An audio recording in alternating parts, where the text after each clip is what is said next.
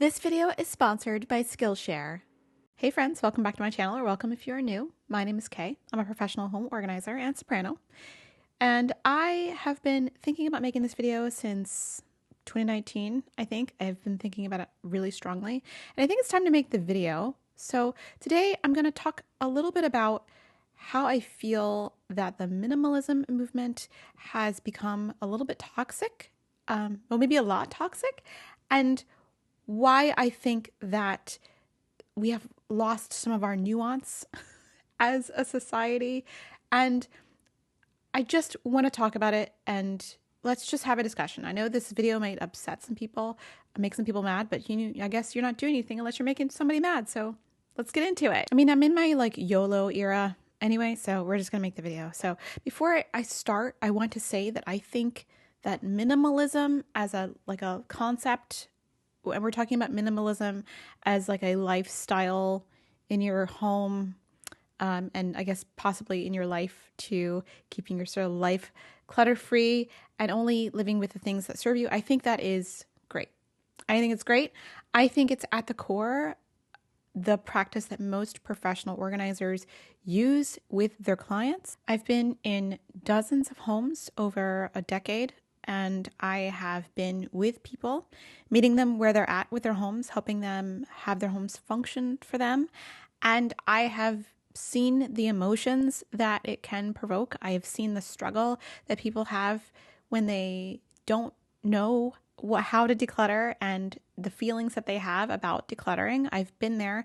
So I've experienced the sort of human condition around this. I don't consider myself a therapist in any kind of way, but what ends up happening is a lot like a therapy session with a therapist.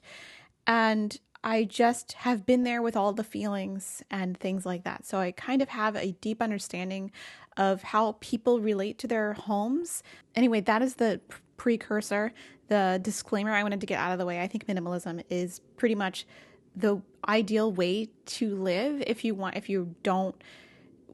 deal with the clutter in your home, you just get rid of everything you don't need and keep only the things in your home that are serving you. However, over the past few years, I've noticed that the minimalism movement, which I think was in its peak in 2017, if I'm looking at Google Trends correctly, I think the rise of minimalism came because of the huge backlash from our rampant consumerism, which I feel like started happening in our country when we were able to get affordable goods that weren't just food and necessary clothing, that were just other things that we could purchase. From what I remember, I was born in the 70s. I remember in the 1990s, we were in our height. I feel like our grossest era of rampant consumerism. We were buying all the things and we were showing them off. We were flexing on people. Well, we weren't doing the flexing that we're doing online, but we were buying expensive things for no reason, and a lot of them also. And there was this thing in us that we wanted to keep up with the Joneses, right? Next door, they had this beautiful new Toyota, and now my beater, I don't like it anymore. I want to keep up with them. So I want to buy a nice, expensive Toyota. And you would go out and you'd spend money, maybe money you didn't have, on a nice Toyota. And it just kept escalating through the years. I remember in the height of the early YouTube beauty era. Does anybody remember these makeup collection tours where the influencer would just show off a wall of makeup, and it was makeup that you couldn't even use if there was 10 people. There would have to be 100 people using this makeup in order to use it all in maybe a year or so. But we loved watching them because it was, first of all, it was fascinating, and second of all, there was a little bit of us that aspired to have a collection of makeup, I admit that I loved watching them. I think they were fascinating. I just loved watching them. And I, in turn, in 2016 and 2017 and 2018, had a lot of makeup. I was watching beauty YouTube, and companies were pumping out palette after palette after palette after palette. And I was I got to get the palette. So I would go to Sephora and I'd spend so much money. I was VIB Rouge for a while. And then I just eventually kind of slowed down. So I think that all of that made minimalism very popular. that is toxic. Overshopping is toxic. Having too much stuff is toxic. It actually excess clutter, what you perceive as clutter in your home, really can affect you psychologically and even physically. And I like to say what you perceive as clutter, because clutter is in the eye of the beholder, and that is just a fact. Somebody's home that is full of things where I would feel uncomfortable living is fine with them, so it's none of my business. If clutter exists, what we perceive as clutter, it really can affect you mentally, physically, your whole life, relationships with your family, work, all kinds of things. So the big faces right now behind this big movement of minimalism are these two dudes, the Minimalists. Now, their names are Joshua, oh my gosh, what are their names? Joshua Fields Milburn and Ryan Nicodemus. So they made 2 Netflix documentaries, and they did a couple of TED Talks. And if you want to explore their messages, all you need to do is watch one TED Talk or one documentary, because the 2 documentaries are virtually identical. I don't know why the second one was made. I was going to do a commentary on the second documentary, actually, and I never got around to publishing that video. I did make the video, but I didn't publish it. And I do think the message in the documentary is very good. I do think that excess clutter in your home is very toxic. Of course, I see a lot of that dealing with people who have called me and said, please help me with my home. I can see that, and I do think the overall message is good. However, I do think that some of the messages that they put out there are mixed messages, and I also believe that some of the messages they have put out there have been radicalized by other people out there, and it's become a little bit toxic. So let's talk about the first message that I think is a little bit harmful from this minimalist movement, is that if you have too much stuff and you're unhappy, then getting rid of it and living with like only what you need will make you happy. The same thing can be said about money. Now, money is essentially something you need to exchange, currency for goods, and having more of it can definitely make you happy, right? Because you're worried less about like where your next car payment's going to come from or where your next meal is going to come from. So that takes some burden off of you as a person. But real happiness, fulfillment, I guess, I don't know if having less items or having fewer items can really give you that if you are really missing something when you're at the same time you're over shopping. So let's say you're over shopping and you're buying all this stuff and you're unhappy, you're trying to fill a hole. Then you can get into an equally as toxic cycle as to just pathological decluttering. Like you're decluttering just for the sake of decluttering, and maybe you declutter stuff that you actually needed, like scissors. I always like to talk about scissors because scissors are always very useful. But scissors, headphones, maybe the stapler, lip gloss, things that you ended up actually needing that you just felt like you compulsively needed to declutter because you feel like you're going to get some sort of fulfillment from that.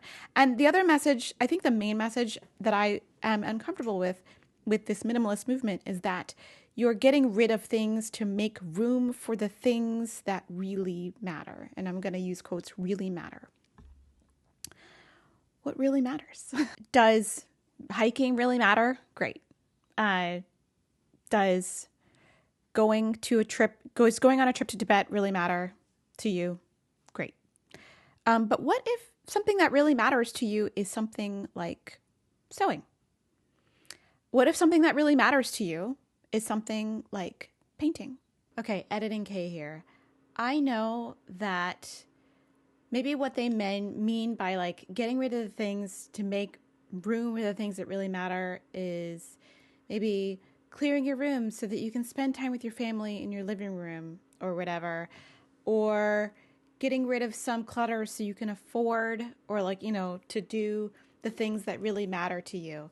But to me, it seems like when people say the things that really matter, they don't involve objects, or like objects are not part of or not tied to things that really matter to some people, and they just are. So that's, I know at the crux what they mean by that. It just comes off as, to me, it just paints every item in your life with the same brush. Like it's all garbage, it's all trash, it doesn't mean anything, get rid of it all. And I don't think that that's a good message. I think that a healthier message is get rid of the stuff that doesn't serve you to make room for the things and experiences that really matter. Because I feel like a lot of the thing they say things that really matter are more about get out and do experiences. We love experiences. Well, sometimes experiences can be tied to objects, or experiences can be had at home. And I feel like some of the stuff, I mean, what if you're not able to leave your home? What if you need items to have experiences? So I just feel like it's really limiting, and it may come off the wrong way to some people. So I just wanted to put that in there. I don't know. Like for a homebody like me, because I am a self-admitted homebody. I love being at home. It's my favorite thing. What if being at home and being comfortable in my home, having a cozy, really beautiful space, is something that really matters to me? These are questions that I want to err on the side of that everything is on a spectrum, right? And everyone is an individual. And really, it's really important to remember that individuals have individual needs. And I feel like what's missing from a lot of the minimalism movement, a lot of the messages of that, is fun. I know that's kind of hyperbole. The minimalism police are coming for me. Wee woo, wee. Actually, they're not, because they decluttered all of their alarms. I do think that minimalism is very good, but I do think that it's getting to a place where it's both classist and judgmental about other people's spaces. There's a lot of energy spent on objects and spaces in the minimalism movement. Like you're obsessively thinking about how little you can have. And there's a lot of competition within the minimalism community. Like who can be the most minimalist? Like you have 8 shirts. Well, I have 6, so I'm better than you. And there's another sort of thing that makes me uncomfortable about some of the messages in the movement, that decluttering as an act is a virtuous act. And it's not. It's just an act. It's a neutral thing you can do to make your life better if you need to. Decluttering is something that I do on a regular basis. I don't think that I have repurchased anything that I've decluttered. Anything I've decluttered, I've decided that no longer serves me anymore and can go into the world and be helpful for someone else. But some people who are really into decluttering and think it makes them a better person, because of the messages that they've have gotten rid of things that they needed. I talked about that earlier. I go on YouTube to watch home content a lot. I love it. I mean, a lot of things I'm watching on YouTube are like gaming content, home content, dumb drama content, and home tours. I love home tours because, shocker, I like homes. So I like looking at other people's homes. So one of the things I like to click on are like minimalist home tours. I just want to see what's going on in your minimalist home, because sometimes minimalism can refer to an aesthetic instead of just the lifestyle, or either or. So there's a problem with that if the word has 2 meanings. But I will go on a lot of minimalist home tours, and I will see the most beautiful, clean, organized, minimal, no clutter house. There will inevitably be that one person, or maybe even 2 or 5 people, that say these obnoxious things about that's not minimalist enough, or you have too many plates, or oh my gosh, it's organized, but it's not minimalist. And I want to know where I can find the handbook for what qualifies as minimalist.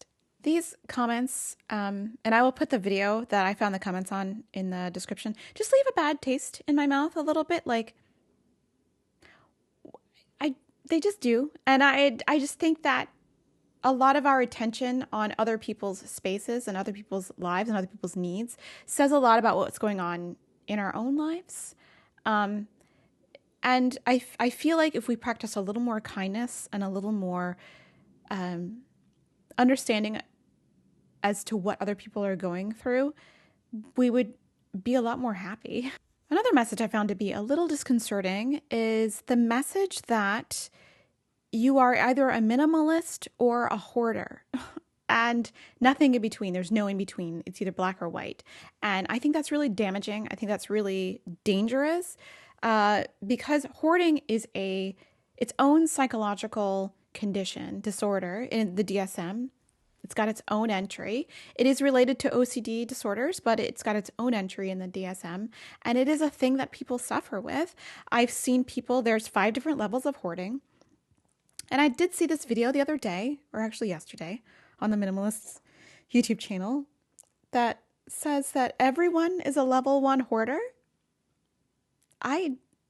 That's gross to me. Like, I feel like that's a really damaging thing to say. And maybe it's so extreme and maybe it wakes some people up to say, hey man, yeah man, it's a little cluttered in here. I could get rid of some items. But I feel like instead of empowering people, it makes them feel shame because you're armchair diagnosing them from your podcast studio or whatever, and you're not treating them with compassion. The thing that really gets me is that some of the messages that I've seen from the videos on YouTube are very good and filled with compassion and encourage you to live your best life in your home and respect it. And some of them I find to be very damaging and toxic. So I'm getting a lot of mixed messages. And I also find it important to remember that minimalism as a practice in your home is something that a lot of people can't really afford to do. If you are really going to declutter, all kinds of things in your home, let's say you're in the kitchen and you're like, well, I don't need this knife. If you're working paycheck to paycheck, you might not be able to buy a new knife. If you need a new one, that just might not be in the cards for you. So maybe you have a backup knife. And I find the sort of minimalism stuff to be a little bit classist. I know that people that I see that hire me can most likely afford to replace anything that we declutter. Not anything, but most things that we declutter because they're already paying me to be there. But people that are just trying to make ends meet sometimes are minimalist, not on purpose. And sometimes they just have things to have them so that they don't have to go out and purchase them again later. So it just doesn't speak to everyone's reality. And it makes me feel really uncomfortable. I think a message that is missing from a lot of these, videos and podcasts and all that stuff that I don't see talked about enough is respect for your space and respect for the belongings in your space. Your relationship with your things can change when you respect them. So like a lot of the toys that I had when I was younger are in mint condition because I took very good care of them.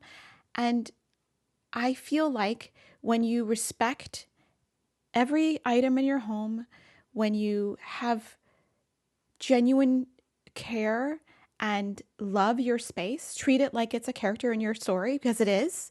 Like your home protects you from the rain, snow, hail, hot weather sometimes, cold weather. It's there to hug you. And if you care for it, nurture it, and take care of all of your belongings, like you respect them because someone made them, they belong to you now. And if they're not serving you, rehome them. Your relationship with your home changes. And I just feel like there's not a lot of respect in these messages in regards to objects. And objects are objects. I'm not going to argue with that. But at the same time, having respect for the objects that either you paid for or someone gave you makes you treat them a little differently and makes you treat other objects that potentially could come in your home a little differently. Like, I always talk about mindful shopping, and things often sit in my shopping cart online for weeks. before I press the purchase button, because I really want to make sure that I really need this item taking up space in my home, my life, my mental space before I bring it into my home. Once you get into the habit of treating your items with respect and respecting everything in it, respecting your furniture, even your shoes, your Nintendo Switch, your controller, giving it a good clean when it needs it, treating it nicely, your relationship with your home and can change, and your relationship with other people might change. I always want to treat everyone with the most compassion I can, because you never know what they're going through. And I think that's all I want to say. There's a lot of videos out there about how minimalism is getting a little toxic, and I am not surprised that they exist. I was like waiting for it. I noticed a little more in my feed over the last few weeks. I was like, isn't that something? But I wanted to talk about it from the view of someone who does deal with people and their relationships with their objects and belongings in their homes, and just let you know how I felt about it. I want to thank Skillshare for sponsoring this video. I want to update you about a Skillshare project that I did last month. But if you don't know, Skillshare is an online learning community with thousands of inspiring and amazing classes for anybody to learn really awesome stuff. And what's great about Skillshare is if you are learning something for your career, because careers in 2023 are way different than they were back in the day. You can learn all kinds of work skills. I am focusing a lot of my energy these days on my artistry. I went to school for music. I went to undergrad for music and grad school for music, and I didn't really pursue much of my singing stuff until like the last few years, and things have really started happening for me, but I've had to catch up. I had some bad technique going on, and I was really self-critical. And one of the best things I did was go on Skillshare and take this class. I forgot the name of the class. Hold on, I'll tell you in a second. The class was called Rewrite Imposter Syndrome with a Creative Mantra, and I made this mantra for myself, and the mantra is, I will nurture, love, and respect my one and only unique voice. And I put it on my phone as my phone wallpaper, and I put it on my iPad as my iPad wallpaper, because I use my iPad as my sheet music.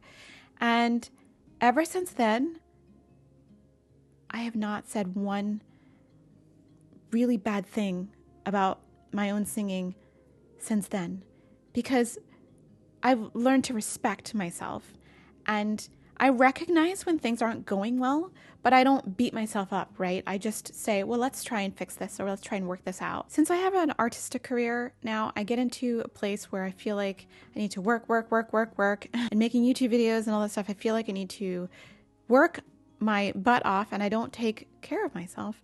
And I love this class by Jonathan Van Ness. It's called The Ultimate Self-Care Playbook. Discover and nurture your centered self. And first of all, Jonathan Van Ness is a delight, just a delight. And I actually was in tears a little bit when it was time for the limiting self-beliefs part of the class. It was called Releasing Limiting Beliefs. It just made me feel like I could relate to it, and it wasn't just me, And sometimes when you have an artistic career, you're comparing yourself to other artists, and it's just really hard not to. And you believe that you can't get to places, and when you let go of those limiting self-beliefs, you can really, really go far. And the messages that he brings in this class about taking care of yourself and making your own self-care journal, those things really helped me move forward in my journey to take better care of myself, because I don't take as good a care of myself as I'd like. I'm still working on it, but this really helped. Skillshare is also really affordable, especially when compared to like those in-person classes. So if you are interested in Skillshare, which I highly recommend, it's not an object. You're a minimalist, you can still do it. The first 1,000 people to click the link in the description will get a 1-month trial of Skillshare for absolutely free. So check it out. Try it out. I encourage you. It is so good. You will definitely join. You will join Skillshare. It's so good. So thank you to Skillshare for sponsoring today's video and supporting creative entrepreneurs everywhere. I love you, Skillshare. So in closing, I want to say that to not let these messages, the sort of toxic messages of toxic minimalism, really get to you, and to take and use what you want from some of these messages and use them to help you in your life where you are. You don't have to have an all-white home with nothing out. You can decorate, use color. You can have yarn if you knit. You can have canvases if you paint. You can have sheet music if you play music. You can have dog sweaters if you like to dress up your dog. You can have items. Items aren't inherently bad. If they bring you joy, don't hesitate to keep them. If they cause you stress, don't hesitate to declutter them. It's simple. It's not easy, but it's simple. Those are my thoughts. What do you think? Have you subscribed to the minimalist ideology? Do you like the minimalists? Or do you do something else? Let me know what you think down in a comment below. Please be respectful. Please be nice. Be constructive if you have criticisms. And take care of yourself. All right. I'll see you later.